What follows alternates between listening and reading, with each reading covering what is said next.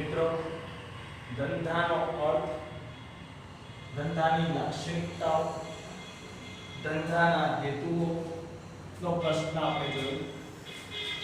નવો પ્રશ્ન આપણે જોઈએ તો ધંધાકીય જોખમ એટલે શું? ધંધાકીય જોખમ ઉદ્ભવવાના કારણો જણાવો. ધંધાકીય જોખમ, ધંધામાં અસંખ્ય પ્રકારના જોખમો અને અનિશ્ચિતતાઓ આવે છે જે ધંધાના આર્થિક વિકાસ ઉપર અસર કરે છે.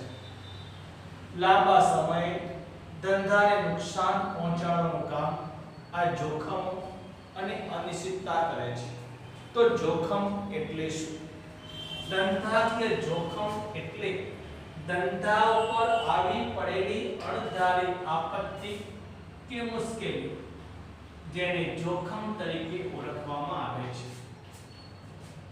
ધંધામાં આવતા જોખમોના કારણે ધંધો નિસહાય પરિસ્થિતિમાં ક્યારેક મુકાઈ જાય છે. ધંધો ખોટ ખાય છે. આ જોખમો બે પ્રકારના છે. એક કુદરતી જોખમ, બીજા માનવ સર્જિત જોખમ. કુદરતી જોખમ પ્રકૃતિ દ્વારા નિર્મિત જે જોખમો આવે છે તેને માનવ રોકી શકતો નથી અને પરિણામે આવા જોખમો ધંધાને અસર કરે છે. દાખલા તરીકે ધરતીકંપ, વાવાઝોડું, અતિવૃષ્ટિ એટલે કે ભારે વરસાદ, અનાવૃષ્ટિ, દુષ્કાળ પડવો, સુનામી, ભયંકર તોફાનો આવવા, જે કુદરતી જોખમો છે. આ કુદરતી જોખમોના કારણે ક્યારેક માલ સામાન ભારે વરસાદના કારણે તણાઈ જાય, માલ સામાન બગડી જાય, ધરતીકંપના કારણે માલ સામાનને નુકસાન થાય, યંત્રોને નુકસાન થાય, તે કુદરતી જોખમો છે. પરંતુ કેટલાક જોખમો એવા છે જે માનવ સર્જિત જોખમો છે. માનવ સર્જિત જોખમો માનવ દ્વારા નિર્માણ પામેલા છે.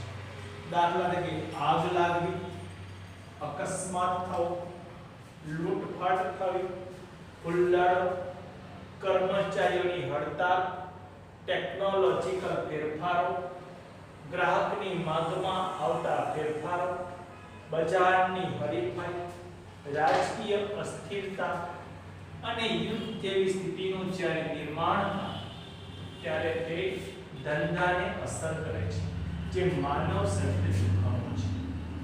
આવા ધંધાકીય જોખમો ઉદ્ભવવાના મુખ્ય કારણો કયા છે? તો મુખ્ય 7 કારણોના કારણે જોખમો સર્જાય છે. ટેકનોલોજીમાં ફેરફાર. મિત્રો, જાણતા હશો કે ટેકનોલોજીમાં દિન પ્રતિદિન પરિવર્તન આવતું જાય છે.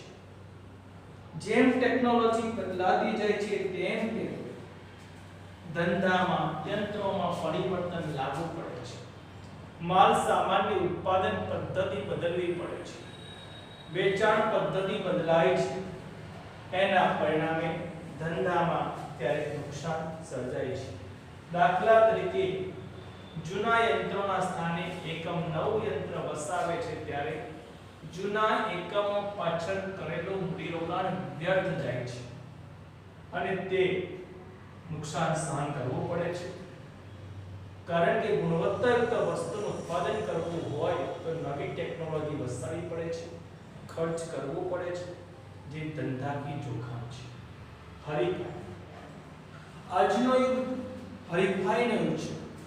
આજના ઘરાકા હરીફાઈની અંદર દરેક એકમે ટકી રહેવા માટે જાહેરાત ખર્ચ કરવો પડે છે.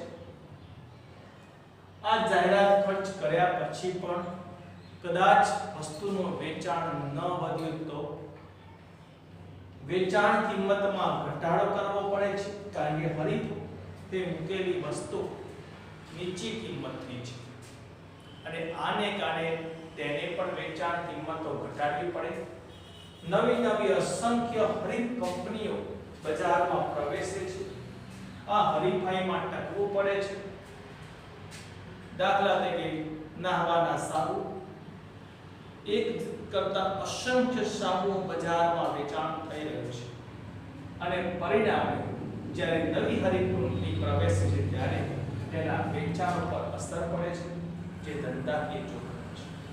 સરકાર દ્વારા અમલમાં મુકાતા કાયદાઓ. સરકાર વારંવાર કાયદાઓમાં પરિવર્તન લાવે છે. ગ્રાહકોના હિતમાં સરકાર કાયદા કરે, સમાજના હિતના સરકાર કાયદાઓ ઘડે, શ્રમિકોને ધ્યાનમાં રાખીને કે કર્મચારીને ધ્યાનમાં રાખીને સરકાર કાયદા પસાર કરે છે. દાખલા તરીકે શ્રમજીવીઓનું આર્થિક શોષણ ન થાય તે માટે લઘુત્તમ વેતન ધારો સરકારે પસાર કર્યો, જેની ધંધા પર વિપરીત અસરો પડી.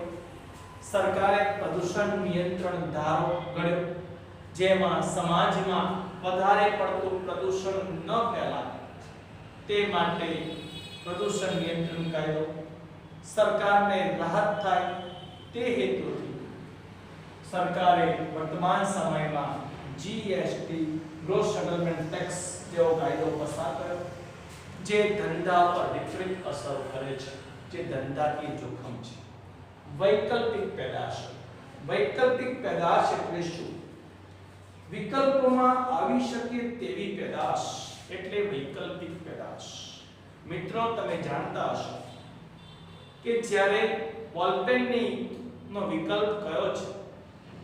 બોલપેનનો વિકલ્પ પેન્સિલ છે અથવા તો શાઈ પેન છે, પરંતુ બોલપેન આવતા જ શાઈ પેનનું વેચાણ બંધ થયું, પેન્સિલના વેચાણમાં ઘટાડો થયો, કારણ કે તે વૈકલ્પિક છે. સ્ટીલના વાસણો ઉત્પાદન થતા પિત્તળના વાસણો બનાવતા ધંધા પર અસર પડી. આ ધંધાનું જોખમ છે.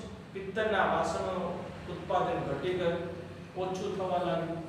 સ્ટીલના વાસણો બનાવતા નવા યંત્રો વસાવવા પડે, જે જોખમ છે. માંગની અનિશ્ચિતતા. માંગ એટલે શું? મિત્ર, માંગ એટલે કોઈ પણ ચીજ વસ્તુ કે સેવા ખરીદવાની ઈચ્છા, ખરીદ શક્તિ અને તૈયારી, ત્યારે તે માંગ બને છે. પરંતુ માંગ અનિશ્ચિત છે, કારણ કે હરીફોની સંખ્યામાં વધારો થવાને કારણે ગ્રાહકની માંગ પણ બદલાઈ જાય છે. મંદીની સ્થિતિ આવે ત્યારે મંદીના સમયમાં લોકોની નાણાં ખર્ચવાની શક્તિ ન હોવાને કારણે ખરીદ શક્તિ ન હોવાથી માંગ ઘટે છે. લોકોની આવક ઓછી થાય, લોકોની રુચિ પસંદગીમાં ફેરફારો થાય, ત્યારે પણ માંગ બદલાય છે. સંસ્કૃતિમાં ફેરફારો થતા માંગ અનિશ્ચિત બને છે. અને તેવા સમયે દાખલા તરીકે ચાના સ્થાને કોફી પીવાની લોકોની અભિરુચિ વધે તો લોકો કોફીની માંગ કરશે, ચાના વેચાણ પર ઘટાડો થશે, જે ધંધાકીય જોખમ છે. આર્થિક જોખમ. આર્થિક જોખમ. સરકાર અર્થતંત્રમાં વિકાસ થાય તે માટે કેટલાક નિર્ણયો લે છે, અથવા તો ક્યારેક અર્થતંત્રને મદદરૂપ થવા માટે સરકાર પ્રયત્ન કરે છે, ત્યારે પણ ધંધાને અસર પડે છે. સરકાર બેંકનો વ્યાજનો દર વધારી દે ત્યારે બેંકના વ્યાજદરની અસર ધંધામાં પડેલી મૂડી પર પડે છે, કારણ કે લોકો બેંકોમાં નાણાં રોકે છે, વસ્તુની માંગ ઘટાડે છે. વિદ્યુત બિલમાં વધારો કરે, કર્મચારીના મોંઘવારી ભથ્થામાં વધારો કરે, ત્યારે એકમે કરવેરા રૂપે વધારે નાણાં ચૂકવવા પડે છે. વિદ્યુત બિલના વધારે નાણાં ચૂકવાયા, કર્મચારીને વધારે વેતન ભથ્થા આપવા પડ્યા, જેવા આર્થિક જોખમોના કારણે પણ ધંધામાં અસર પડે છે, નુકસાન થાય છે. ભૌતિક જોખમ. ભૌતિક જોખમ એટલે શું? ધંધામાં માલ મિલકતો માં પરિવર્તન આવવાને કારણે નુકસાન સહન કરવું પડે છે. કારણ કે દાખલા તરીકે ધંધામાં ઉત્પાદન ચાલુ હોય ત્યારે જ યંત્ર બંધ થઈ જાય, તો તેવા સમયે યંત્ર બંધ થઈ જતા ખર્ચ કરવો પડે છે. ઉત્પાદન ઓછું થાય છે. આ ધંધાનું જોખમ છે. ધંધાના જે આપણે જોખમો છે જેમાં કુદરતી જોખમો, માનવસૃજિત જોખમો, આ જોખમોના મુખ્ય કારણો જોઈએ તો ટેકનોલોજીમાં ફેરફાર, હરીફાઈ, સરકાર દ્વારા અમલમાં મુકાતા કાયદાઓ, વૈકલ્પિક પેદાશો, માગની અનિશ્ચિતતા, આર્થિક જોખમો અને ભૌતિક જોખમો. 7 પ્રકારના મુખ્ય જોખમો ધંધામાં રહેલા છે. હવે ધંધાની અંદર જોખમો સિવાય બીજા જે પ્રશ્ન છે કે ધંધાની સાથે વેપાર, વાણિજ્ય અને વ્યવસાય સંકળાયેલા છે તે વિશે આપણે અભ્યાસ કરશું.